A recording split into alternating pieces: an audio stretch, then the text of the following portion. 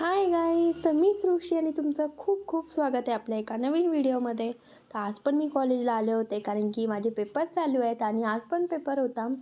लवकर आले होते त्यामुळे काहीच खाल्लं नव्हतं आणि खूप भूक लागली होती. म्हटलं काहीतरी खाऊन घेऊयात.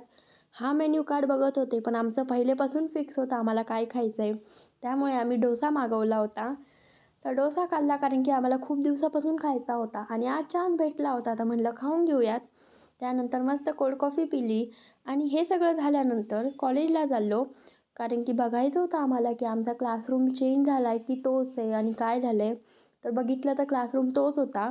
फक्त बेंच चेंज झाला होता. सिटिंग अरेंजमेंट चेंज झाली होती तेवढंच. मग नंतर मैत्रिणींची वाट बघत बसले. त्या आल्या तर त्यांचं काहीतरी वेगळंच चालू होतं.